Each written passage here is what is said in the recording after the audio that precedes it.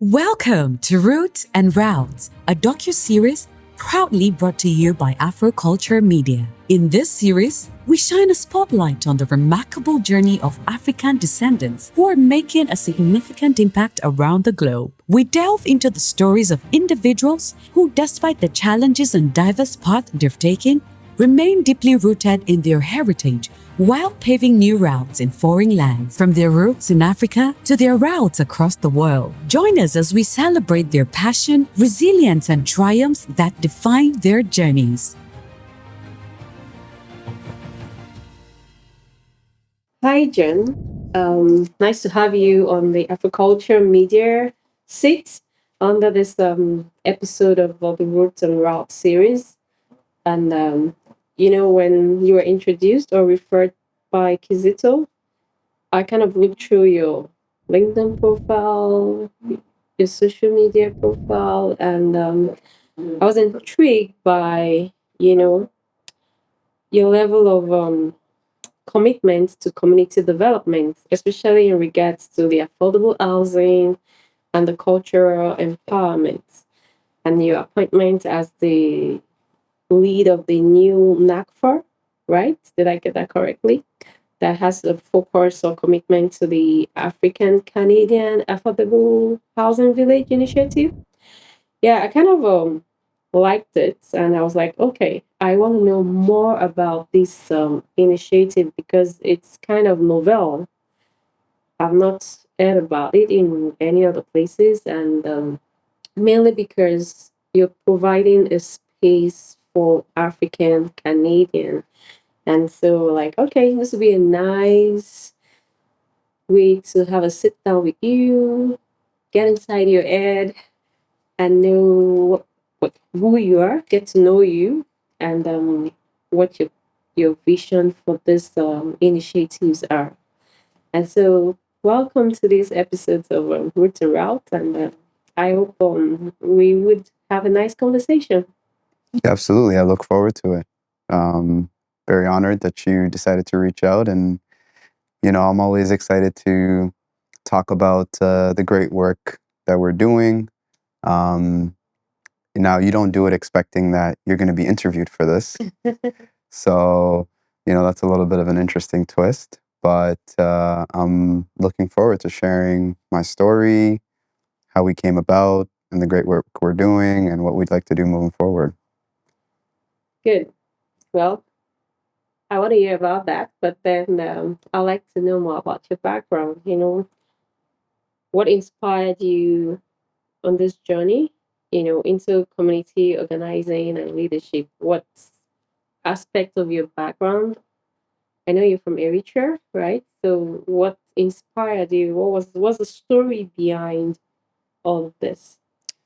Yeah, so I grew up in Toronto, in Toronto's West End, in Rexdale. Um, I was born on Winona, which is around Vaughan and Oakwood, where there was a huge influx of Eritrean community members who first landed, like my parents and people of their generation. And then when I was fairly young, we moved out to Rexdale. And so that's where I pretty much spent the majority of my, I would say, formative years. But I also grew up very entrenched in the community.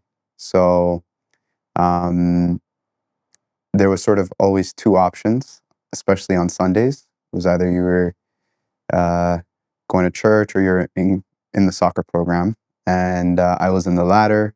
And it was probably my entrance into understanding my community, um, and getting a chance to really connect with folks outside of just my immediate family, understanding my heritage. Of course, that comes from home, but then was also reinforced by my involvement in the community. And so I grew up playing at the soccer program probably when I was around 5 or 6, all the way till I was about 17.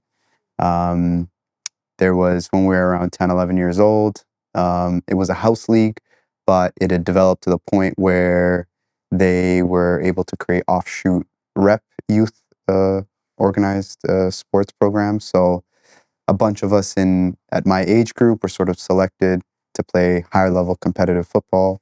And so, we did that for another maybe almost 10 years.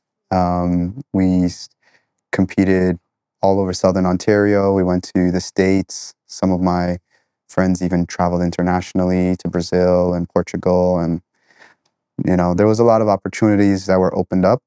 And it was really because of my community. That's the bottom line. Yeah. Now, I was just sort of reaping the benefits at this time. I had no sort of conscience about what this was or this sense that, I want to give back or anything like this. I actually really wanted to get into business. I'd been disillusioned with football or soccer when I was in about high school. And then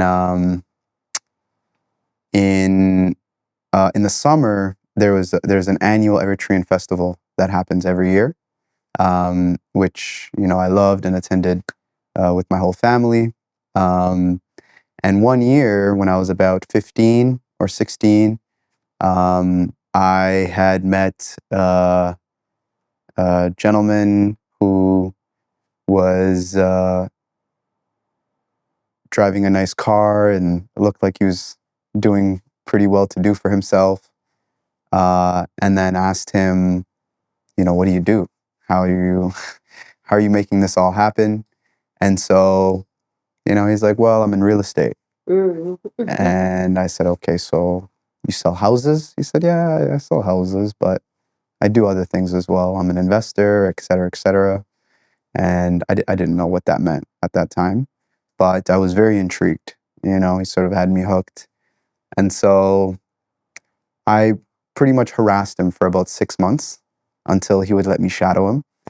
And finally, he just sort of gave in and, he gave me a couple books to read.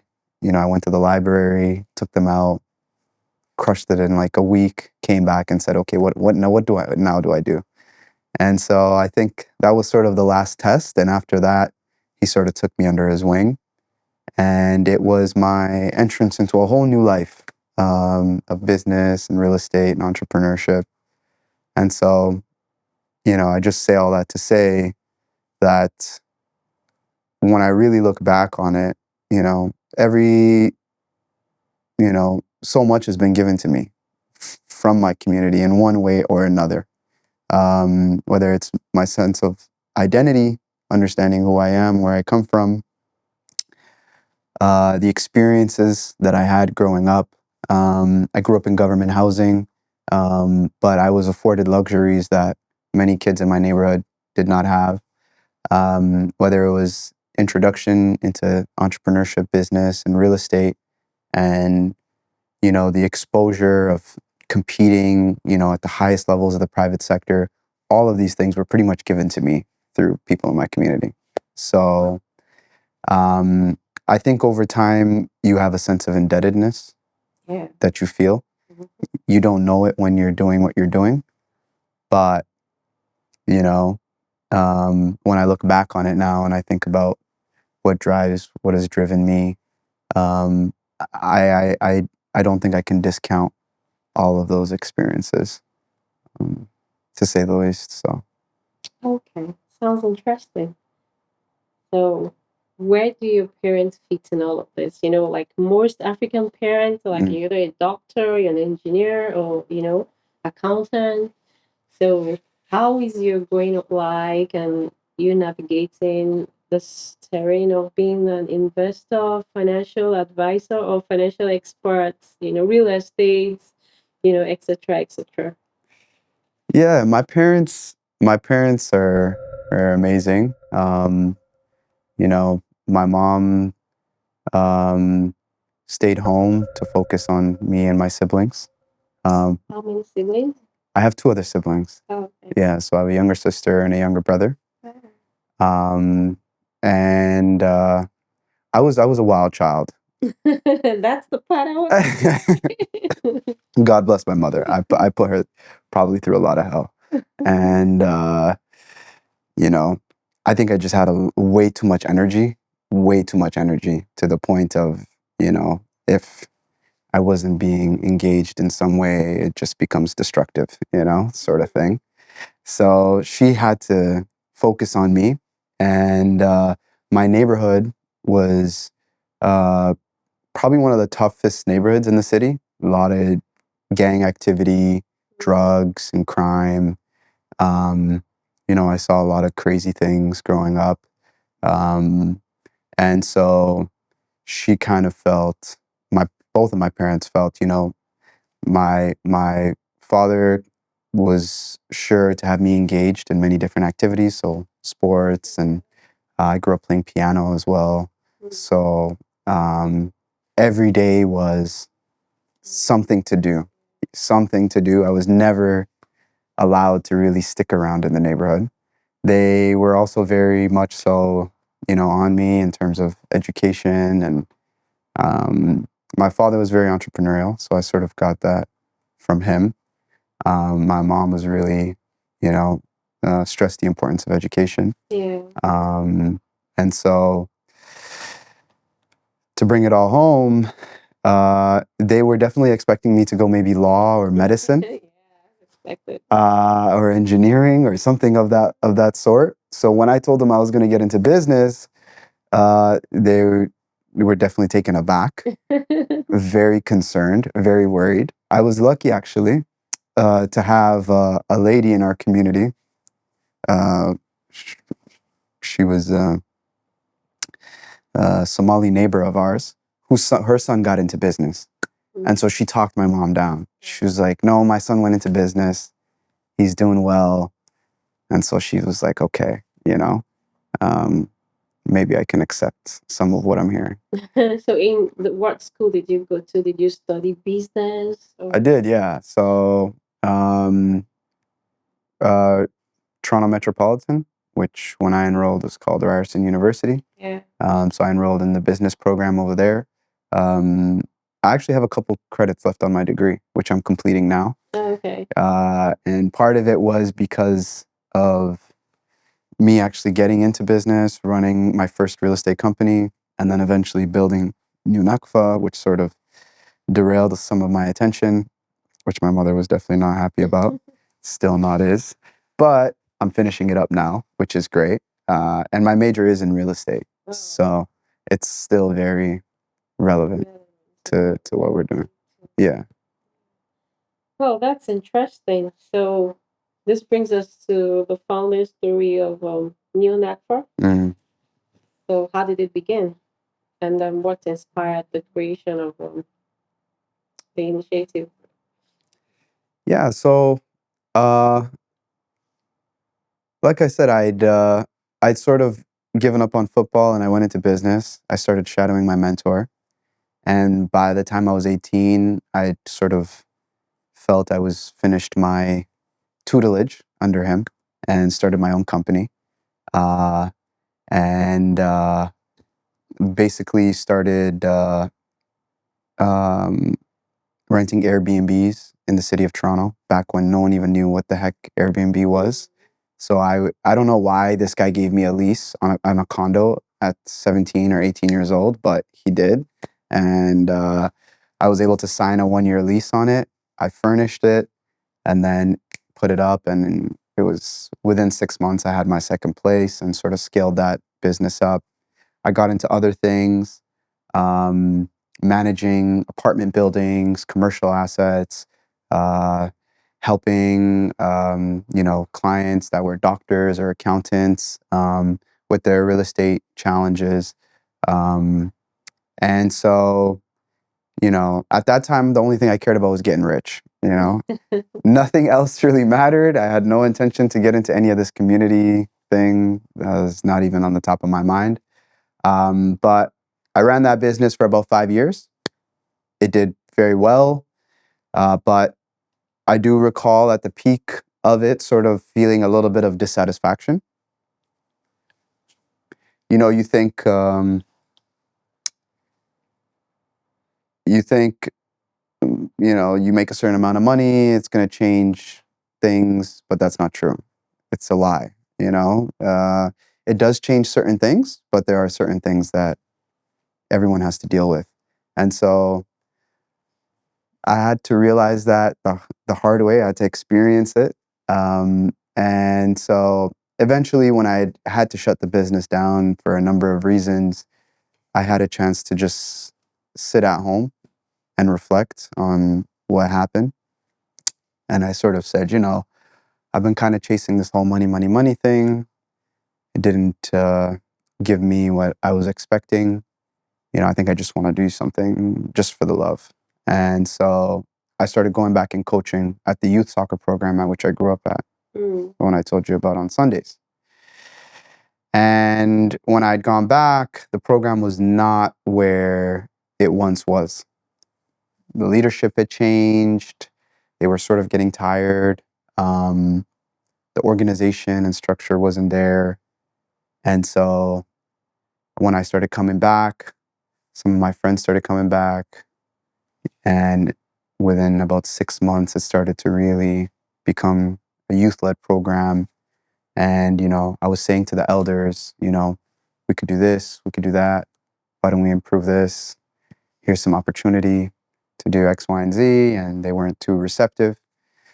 To them, I'm not the kid who just built a whole company and did all these things. And 22, 23 years old, I'm still The younger. exactly. So they weren't hearing it. And so I said, okay, no, we have no choice then. We have to start our own thing. And so that's how we registered New Nakfa. And that was the beginning of it. And that was in 2019. So all of the things that we felt the community needed that could have been done. You implemented it there. Okay. What does New Nakfa symbolize? New Nakfa is actually, it's a play on the English phrase new money. Oh. Nakfa is the name of the Eritrean currency. Oh. Yeah. So we're not old money, we're new money because we're first generation. But Okay. but we're not new money, we're new Nakfa because we're serving the Eritrean community. So Okay. In Nigeria, we call it Nepo and then Lapo, I think. okay. So there's the old money Yes. and there's the new money. That's exactly it. Okay, so we have Something in common. Yeah. So, well, that brings me to the 5 core values of new money, new network. Uh-huh. So you emphasized on knowledge, innovation, empowerment, culture, and inclusion. So now with the backstory, I get that, and which feels more, like defines your current work. I would have to say innovation. You know, a lot of the things that we're doing, the programs that we're rolling out, the initiatives that we're pushing, they're we've tried to be innovative, and they have been innovative, and that means sometimes it works and sometimes it doesn't. So you sort of it's a process to figure out what actually sticks. But for me, being the driver, of things, and figuring out how do we engage people, how do we engage the youth, how do we keep them connected, how do we get them to care about their culture, how do we get them to care about the value of what we have before it's too late and it's all gone and we say, oh, what happened. And I think the way to do that is to be innovative. It's to be cutting edge, it's to be exciting, it's to inspire, essentially. And that's, I think, a byproduct of being innovative is inspiring, because people are like, wow, I didn't know we could do this. I didn't know it was possible. We have so many challenges in our community. To see this being done, if these guys can do this, then what can I do in my own life, sort of thing. And so that's, I think, the biggest one for me, because I definitely also being sort of a private sector guy, look at even what I'm doing through the lens of like, how are we driving growth and all that, all that sort of thing. But yeah. Well, I'm kind of intrigued. Do you feel like you missed out on your youth, or do you feel you're missing out on your youth? Uh, No, It seems you've been so like since 18, you've been so serious with life and things like that. Like, do you feel like you missed something? I've had a lot of fun. Oh. I don't want to get this. I don't want to get this misconstrued or set the wrong impression. I've had a lot of fun along the way. I, I definitely took advantage of all the opportunities I had and was given, and so I look at life as, I don't separate fun and enjoying my life and my work. I sort of So it's work, fun, life, work. work, fun, life. Oh, okay, I think I like that work life That's balance. Well, one thing is one thing I like to tell my kids as well is that we should always be paid for our hobby. Like they should aspire to work in such a way that in their future they're doing what they love and they're being paid for what they love. Unlike we're growing up, they ask us, "What's your hobby?" Our hobbies are different from our professions. So now I think more of the work-life balance is people are now getting into the professions that are actually their hobbies or they enjoy doing it and they get paid for it. So I kind of wanted to balance that. You're having work, fun. Wow, I do envy you. Okay, so you mentioned innovation. So that brings me to I just want to ask a question that if New Nakfa was a movie, what would be the title of the movie? If New Nakfa was a movie, Yeah, what would be the movie? the title. Yeah. That's a great question. Um,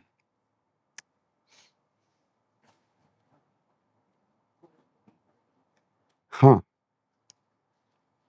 That's a great question. It's gonna be Ocean 15. Ocean's 15?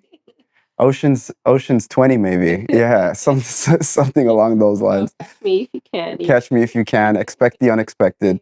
Okay. All of the above. Okay. So is New Nakfa different from the African Canadian Affordable Housing Initiative? How do they Connect? Yeah, it doesn't really. The African Canadian Affordable Housing Village model was an open source report that we delivered to CMHC in collaboration with a number of other African Canadian organizations. It was about 5 or 6 of us. So we delivered that report to CMHC, and we had to go and do all the community consultations to sort of put this report together. And I was one of the co-leads of the project with Kazito as well. But Kazito and I had also been discussing while we were working on the project, how do we actually go and build this thing? And my background being in real estate, I was like, well, we could do this. And I understood a lot of how we could pull things together, even though I've also learned a lot in the last 4 years as well. But New Nakfa was just one of the agencies that was part of the consortium that delivered it. Now, after we delivered the report, Kazito and I kept driving it to see how do we actually deliver this thing, and started actually pulling the pieces together to implement the vision. So how New Nakfa actually ties in is a complicated relationship that we still are deciding and is in discussion with our board. I myself was a representative of the organization and helped co-lead the project. And so I'm not sure I have the exact answer to your question. Okay. Well, I want to believe that the African Canadian Affordable Housing Village Initiative, it's a cultural thing, it's a cultural initiative. So in what ways are you trying to or do you ensure that the cultural pride and affordability remains central to these projects on a long-term sustainability? That's a great question. We have had a long-standing desire within our community for maybe about 3 decades to actually build some social purpose real estate for our community. And it hasn't been done. Whether it's a matter of capability or will, or timing or lack of resources, I don't know. I don't have the answer to that question. But I just know, and I've heard, even when I was a kid, oh, we want to build this and, this project for X, Y, and Z, for the community. But it hasn't materialized. And so for me, everything about this housing initiative is about the community and preserving the culture. So how do we build social purpose projects for our community using ACAH as a vehicle to get it done? And we have members of our community who need affordable housing. We have seniors who one day will want to retire in a place where it's culturally relevant and sensitive to them, so they can retire, in dignity. How do we actually build this? If we do it by ourselves, it's very difficult. But if us and the Rwandese and the Ghanaians and everybody comes together and says, okay, we all want to do these things, but how do we move as one block, as one united front? And then we can decide amongst ourselves. Yeah. How do we divvy up and serve each other? So is it more like, are we focused on, or are we gonna look at the, how like put it, for elderly people? Like we have a retirement living environment for yeah, seniors in Canada. Is this something like that for African seniors? absolutely. And it's not just about seniors. It's about building projects that are relevant to the community. So what are the community's needs? What do they want to see built? What do they need? And then using this vehicle to build it, to get funding, financing, the right consultants, construction management partners to execute on these projects, and doing it collaboratively Yeah. as African Canadians, because us Eritreans maybe only in the city are 30, 35,000. But if we come together with some of the other communities, we could easily represent 200, 250,000 people. So when you're going to now mobilize to get the resources that you need, if you approach them as one block, you've got strength in numbers. But if you try to do everything by yourself, you may not get ahead as far. So we want to build these projects for our community, and for New Nakfa to provide that sort of value to the community, but do it in collaboration with others. And so we get what we want, but we also help them achieve what they want as well. Okay. So I want to take this back to your high school days. So do you still have friends from your high school that this particular project you kind of have aligned? Do you still keep those relationships? How are they relevant now? Like these two worlds you're experiencing, how have they both aligned? Because I believe New Nakfa and your background, growing up, sometimes we veer away from our upbringing or our environment while growing up. How do these two environments, how are they merging with this project in mind? No, they're not connected. Okay. Yeah. I think elevation requires separation. Oh, that's the one. Yeah. And so I have to separate myself.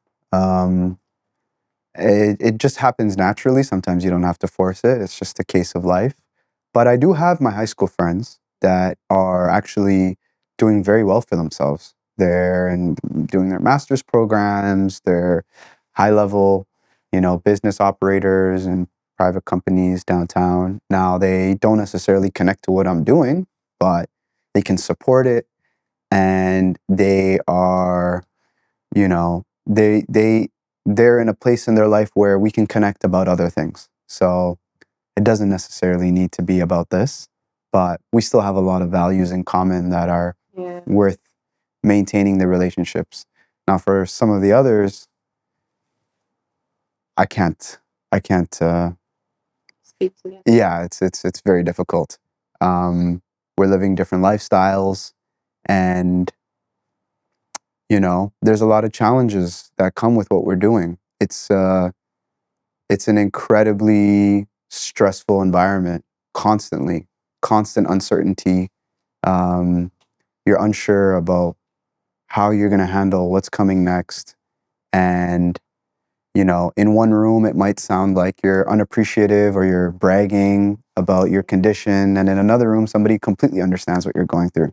So you also have to be mindful about who you're talking to and what you're saying, and be around people that can understand what it is, Yeah.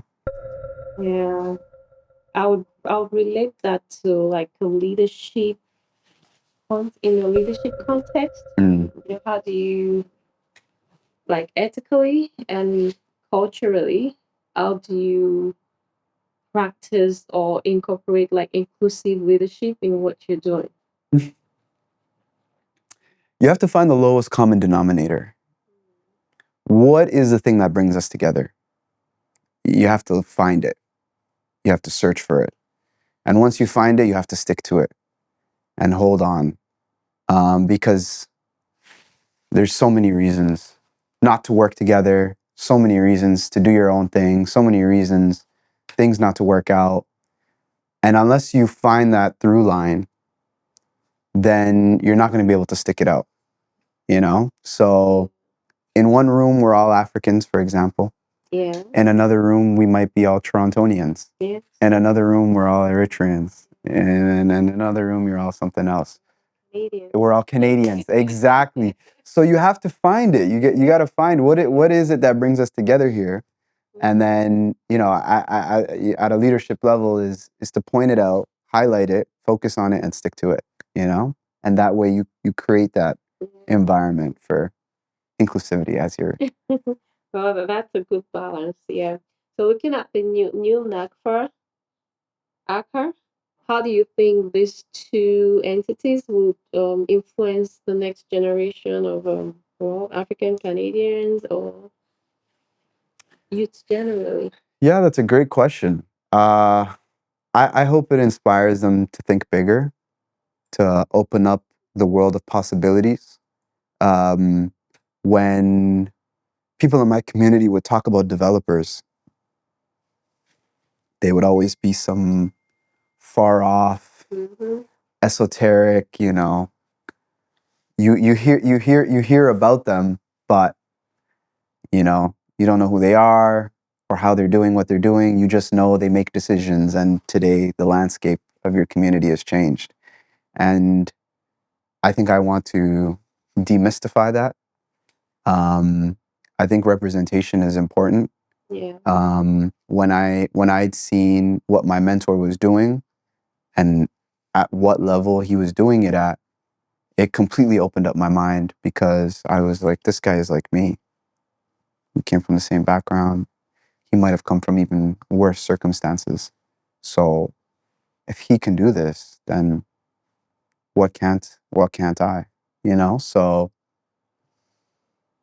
there's only so much you can do in one lifetime and so many people you can reach. But if you can spark a desire or, inspire people to think bigger for themselves, that's, I think, a lot more powerful than just building something.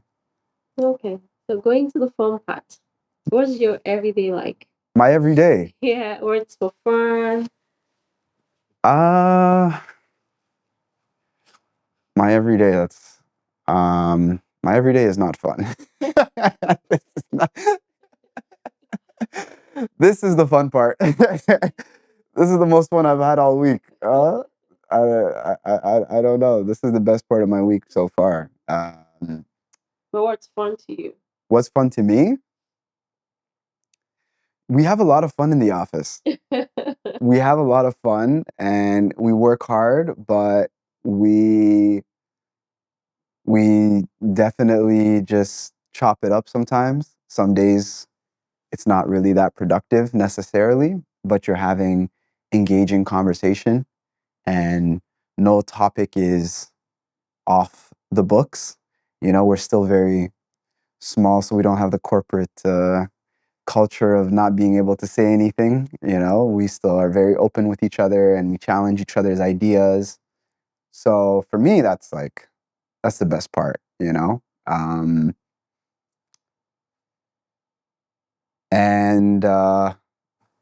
you know, in terms of the day to day, I try to stay very structured. So that stuff, I'm not gonna bore you with that type of.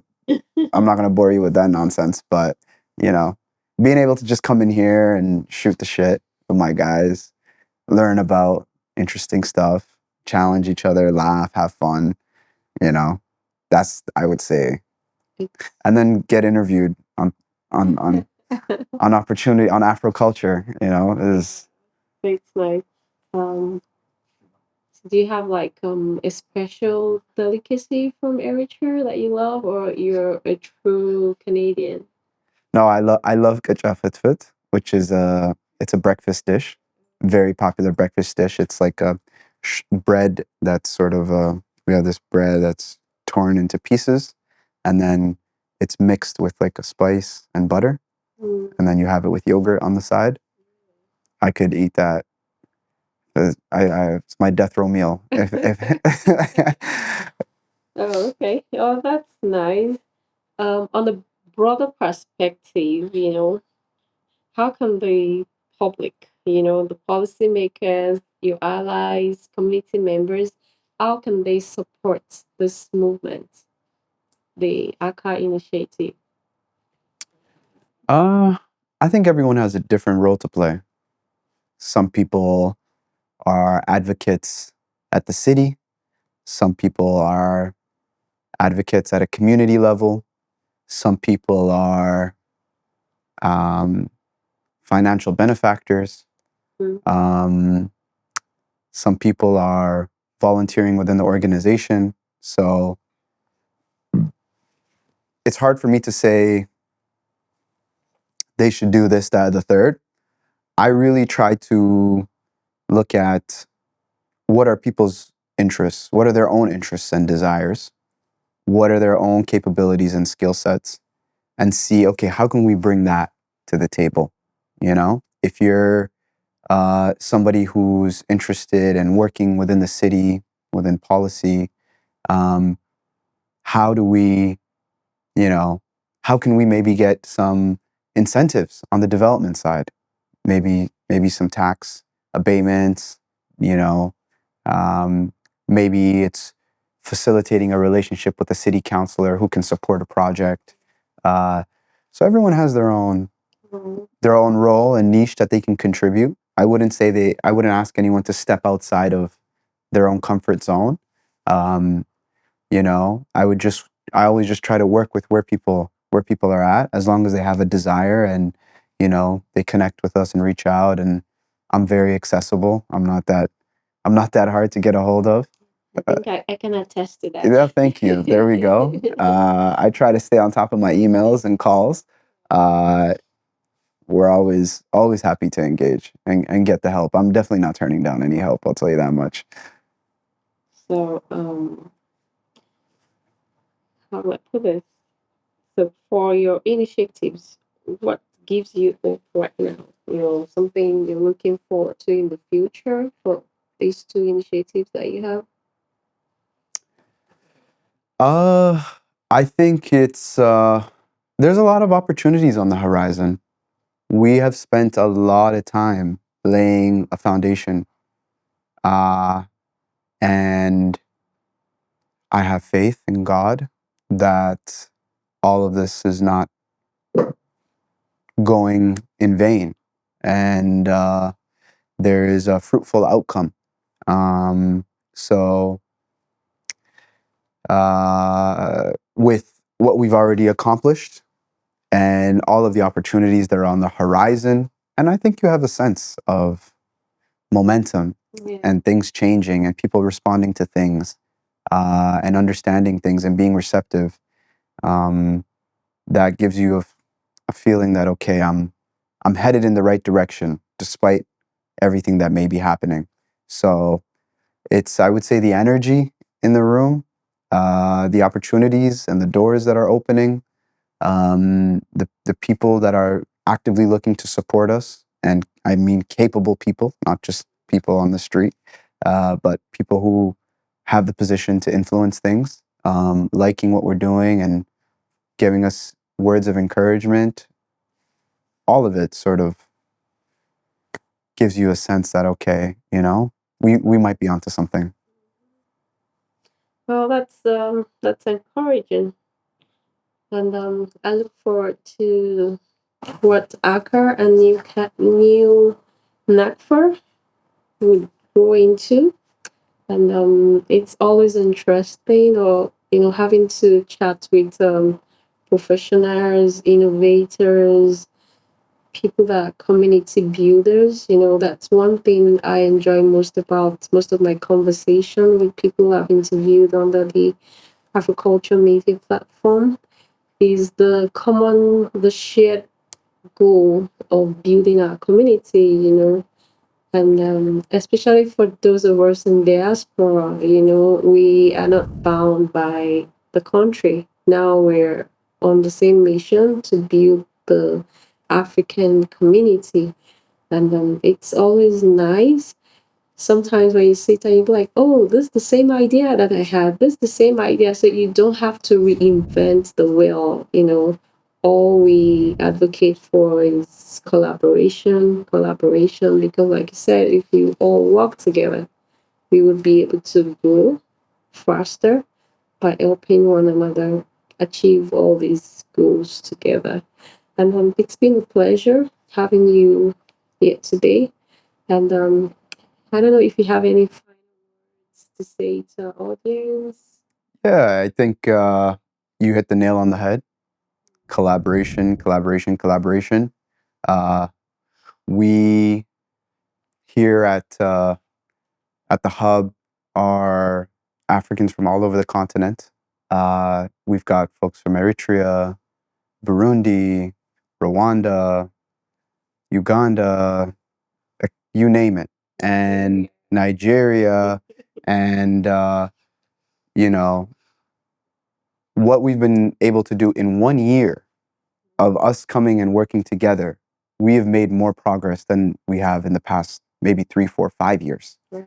I mean, exponentially, because we are all sort of willing to come together and say, what can we do? And we all have our own skill sets and contributions. So if you want to create something new, if you want to shift a paradigm, you have to take a new approach. You can't accomplish something new doing things the way things have always been done. So be open, be willing to take the risk, be open-minded, and you'll probably end up getting places you never even imagined. So those are my last words. Thank you so much.